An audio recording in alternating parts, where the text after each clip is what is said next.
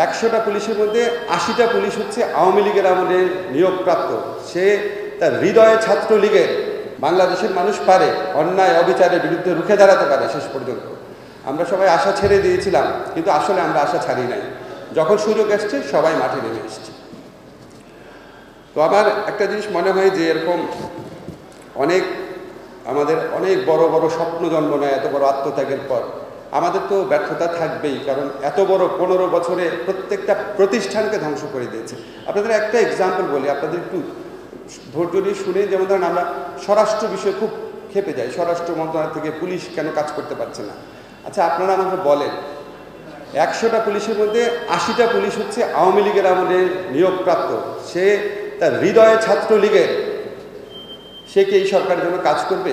এখন আপনি বলতে পারেন তাহলে 80টা পুলিশ বাদ দিয়ে আপনি নতুন পুলিশ নেন না কেন? নতুন পুলিশ নিতেই তো ভাই 1 বছর লাগে। কীভাবে কাজ করবে? তো এখন 20 জন যে পুলিশ আছে, সেই 20 জন পুলিশের মধ্যে তাদেরও তো কারো কারোর মধ্যে ভয় কাজ করে। এই সরকার 1 বছর আছে, তারপর কোন সরকার আসে? আমি এখন সামনে যে সরকারটা আসতে পারে তার কোনো কর্মীকে ধরবো নাকি? এগুলি তো বাস্তবতা। আরও নানান ধরনের সমস্যা আছে। আমাদের ব্যর্থতার জন্য অনেক কারণ আছে, আমাদের নিজের অযোগ্যতাও থাকতে পারে।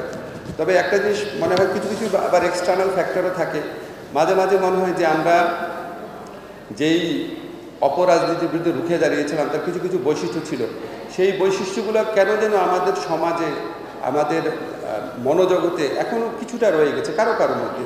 যেমন ধরেন একটা মালিকানার একটা রাজনীতি বা ট্যাগ দেওয়ার রাজনীতি, তারপর অতি আশাবাদের রাজনীতি, তারপর হচ্ছে ইনটলারেন্সের একটা মানসিকতা। এগুলি আমাদের মধ্যে এখনও কিছু কিছু রয়ে গেছে।